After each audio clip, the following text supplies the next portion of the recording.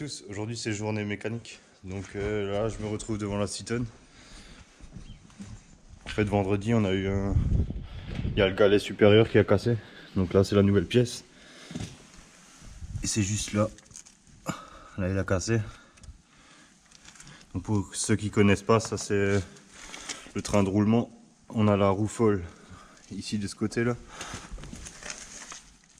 Les galets inférieurs et le galet supérieur donc que j'ai à changer. Puis là il y a le barbotin. Donc c'est ce qui entraîne la chenille. Et en fait les galets ils servent tout simplement juste à... Ils guident la chaîne en fait. Et donc ça maintenant je vais essayer de le changer. Donc je vais déjà une fois commencer un peu par gratter un peu la terre là qui est en trop pour que je puisse voir un peu plus clair. Puis on changera ça quoi.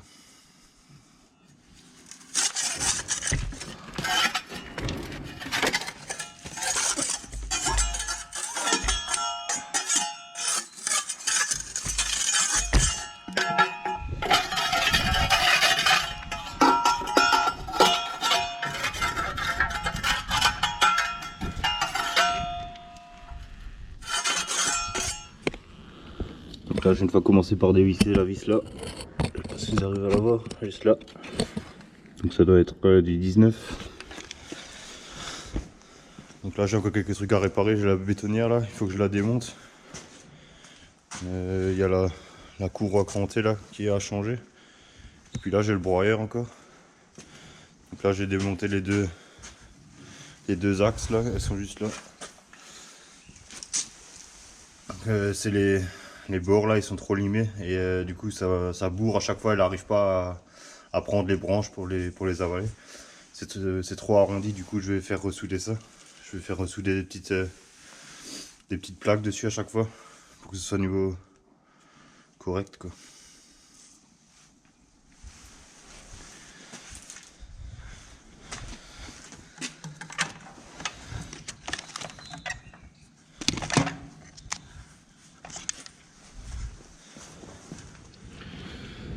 Donc là, je vais une fois commencer par détendre un peu la chaîne pour que j'ai un peu plus de place pour travailler. Donc là, il suffit d'ouvrir ce cache là. Et ensuite, il y a un vérin à graisse qui permet de tendre la chaîne. Donc j'ai juste à ouvrir l'écrou, la graisse sortira et puis détendre la chaîne du coup. Voilà. Donc ça, c'est le cache. Tout de suite remettre les vis ensemble. Tac. Et donc là on a le vérin à graisse, donc ça il y a l'écrou à ouvrir ici pour que la graisse sorte. Et puis pour la retendre, on a un point de graisse ici là. Il suffit juste de mettre notre graisseuse là-dessus, de graisser. Et donc la chaîne elle va se retendre tout seul quoi. Donc là je vais commencer par ouvrir ça, c'est du 19 je crois.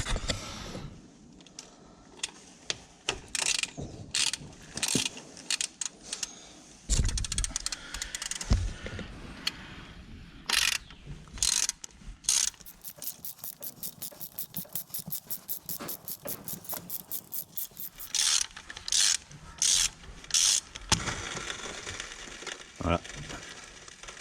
Et là la graisse sort du coup.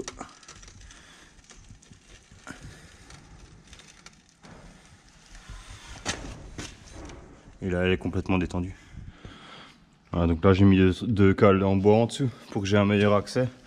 Donc voilà, là c'est tout de suite mieux. Donc là je peux dévisser tranquillement les 2-3 vis qu'il y a à dévisser.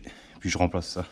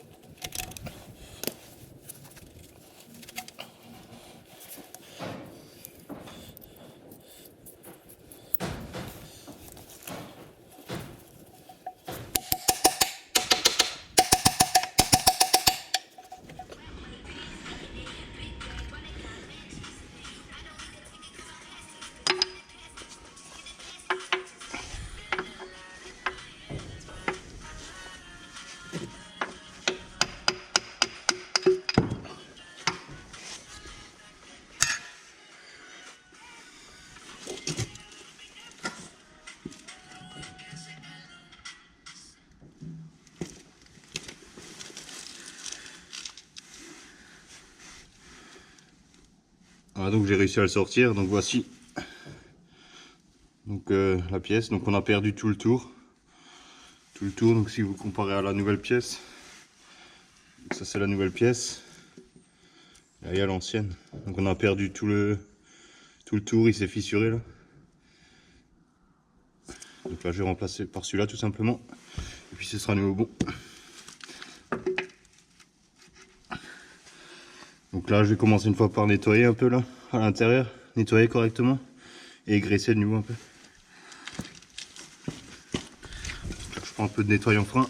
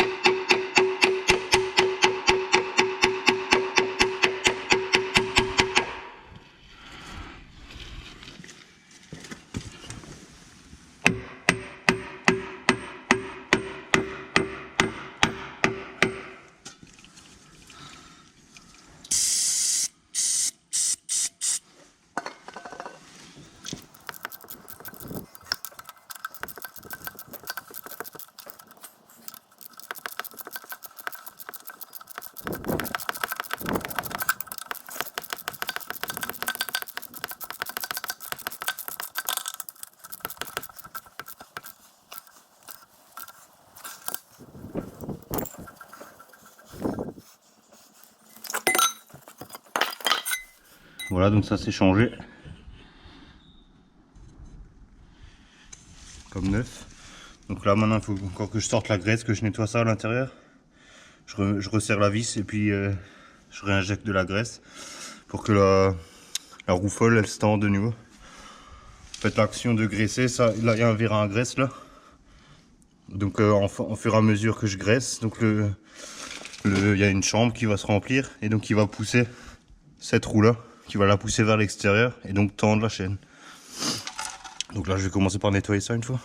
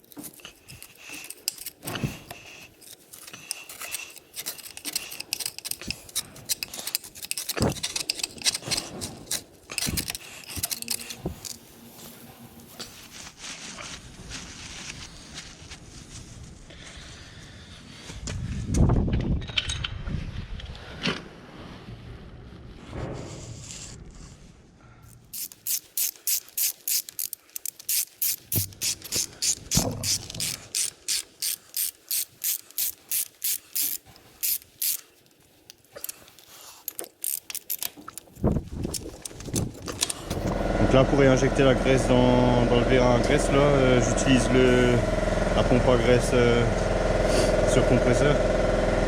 Parce qu'il y a tellement de graisse à injecter que la pompe à graisse à batterie, je pense qu'elle n'aime pas trop, elle surchauffe souvent. Parce que c'est vraiment de l'intensif. Et c'est la batterie, c'est vraiment juste pour du graissage, voilà. Graissage journalier. Là j'utilise ça, c'est déjà beaucoup plus rapide et puis ça évite que la batterie chauffe.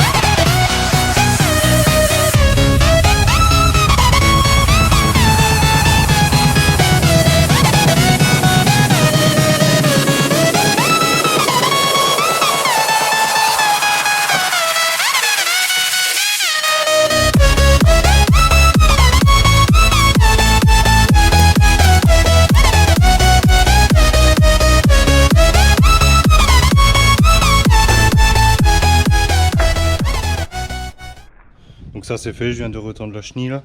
Donc niveau tension, ce que je respecte en général, c'est à peu près 3 doigts sous le galet inférieur.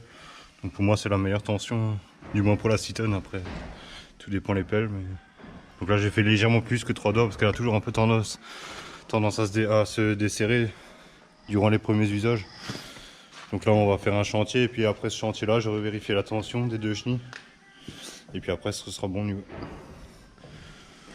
Donc là ce que j'ai encore à faire dessus c'est... Là j'ai les 2 flexibles du godet de curage inclinable. Donc là ils sont abîmés là.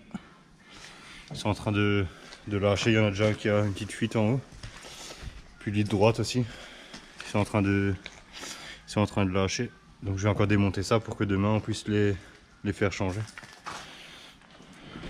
Donc pour ça, rien de plus simple, il suffit d'ouvrir là, je crois que c'est une clé de 24. D'ouvrir le deuxième ici pareil. Et puis débrancher ici quoi.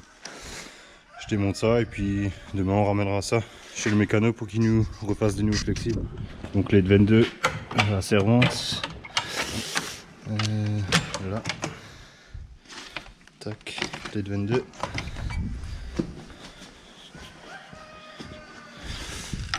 Ouais, bingo.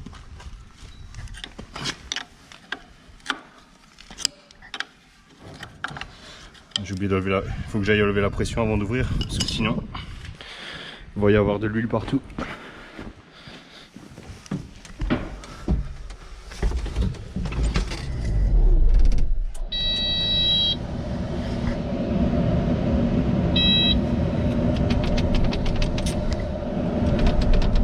Voilà. Donc là en jouant avec les joysticks, ça m'enlève la pression qu'il y a dans le circuit. Bon, il reste encore légèrement de l'huile, mais le plus gros de la pression est relevé. Donc maintenant je peux venir démonter ça.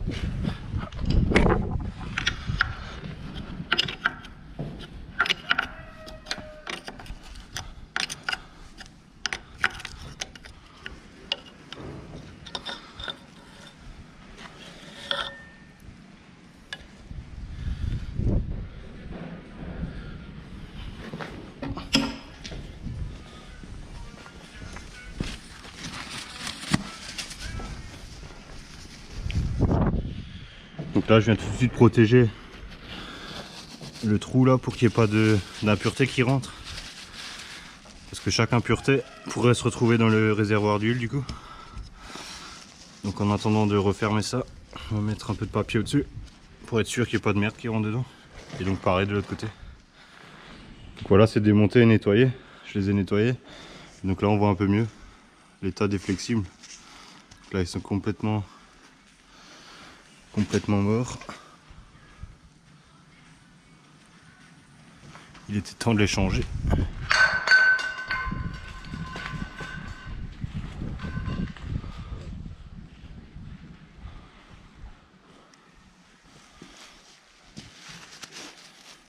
Je vais commencer par me chercher un carton pour que je puisse me coucher en dessous parce que la vis elle est sous le télescope.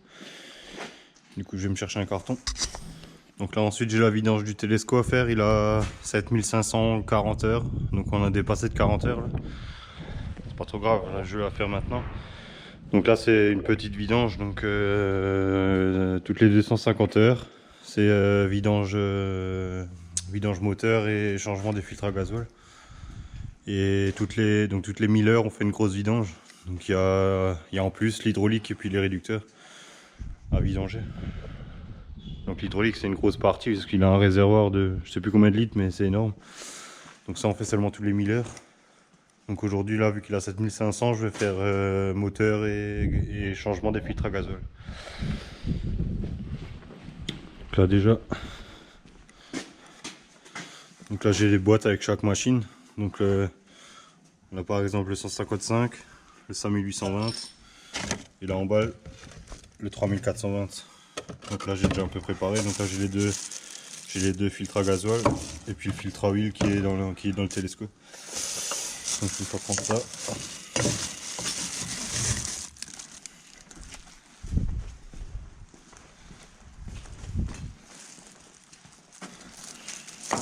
Ça là.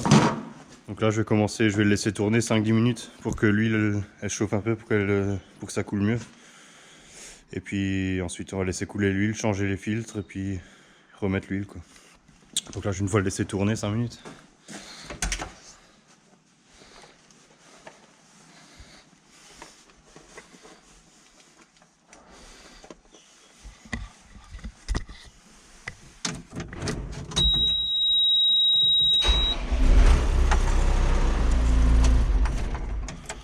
Donc là ça fait 10 minutes qu'il tourne.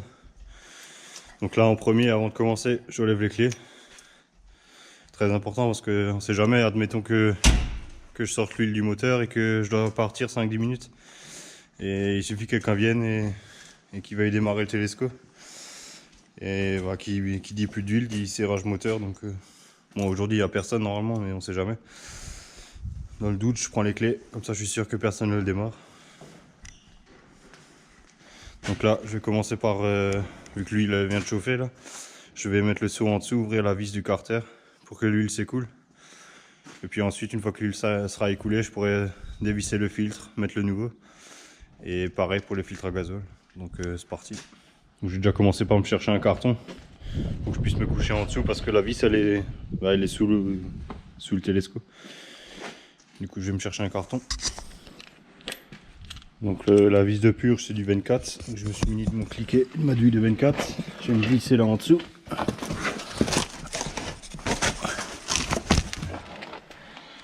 Bon, avant de se glisser en dessous, il faut bien être sûr que le frein à main soit serré. Hein.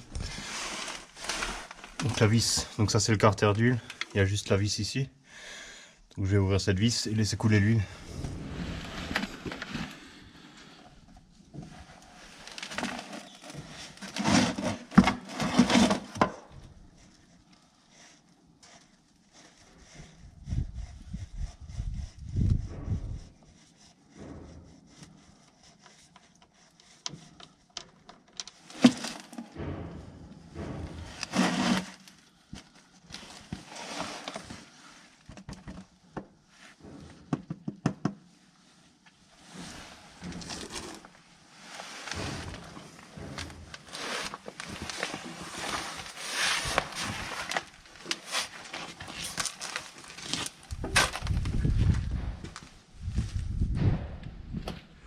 Je vais dévisser le filtre à huile qui est juste là.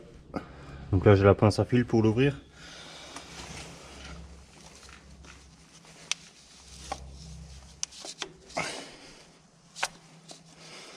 Il est dévissé.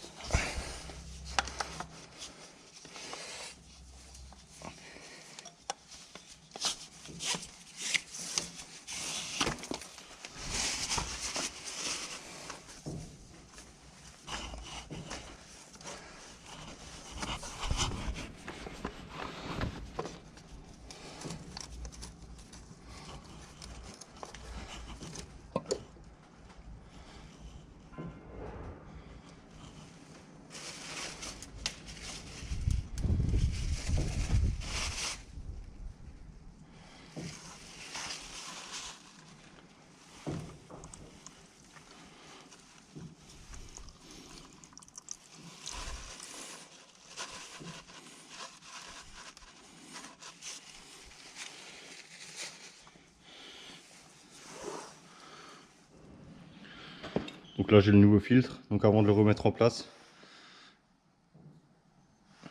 je vais lubrifier légèrement le joint là.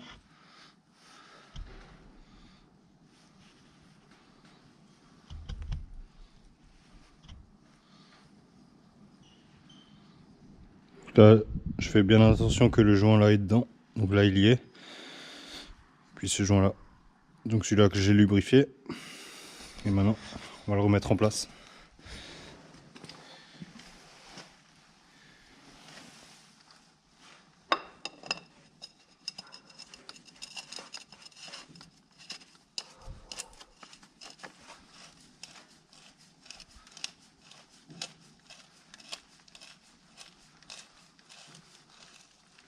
Donc ça sert à rien de le serrer trop fort. Hein. Juste une pression, une légère pression à la main suffit amplement.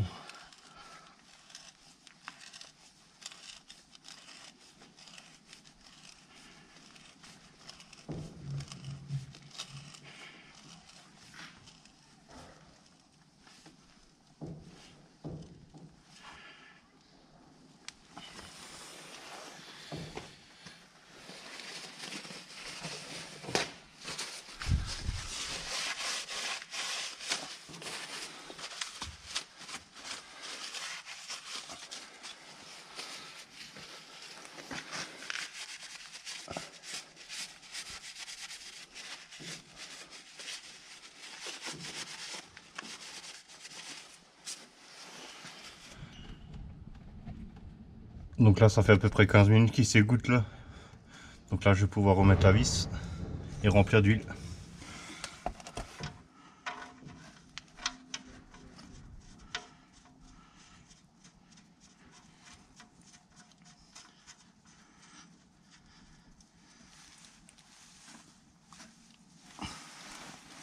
Donc là j'ai bien changé le joint de la vis de carter. Je la change à chaque fois pour être sûr qu'il n'y ait aucun problème.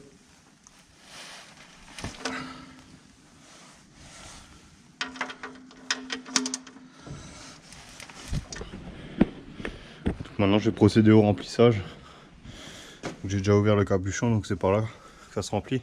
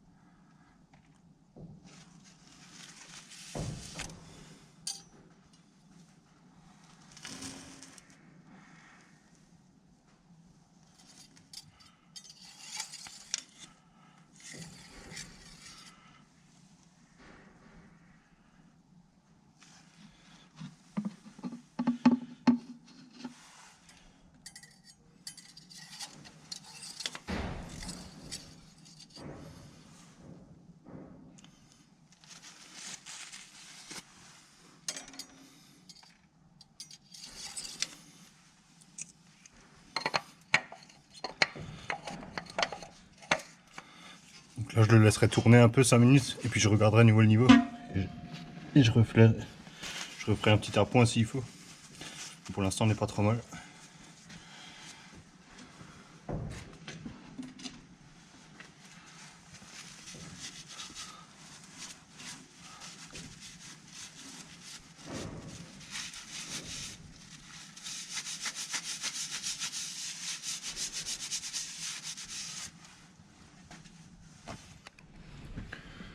Donc là j'ai enlevé un des deux filtres à gasoil là déjà. Donc ça c'est le filtre final et après j'ai encore le pré-filtre à changer, donc ça c'est le deuxième.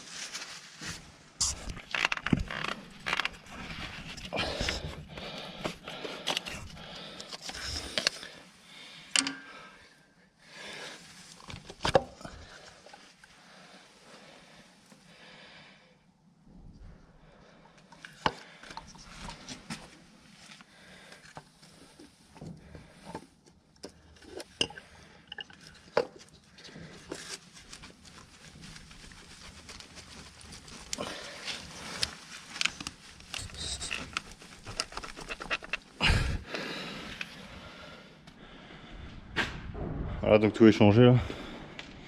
Donc là je vais le laisser tourner quelques minutes. Et puis je vais refaire les niveaux une fois que l'huile sera redescendue. Je le laisse une fois tourner.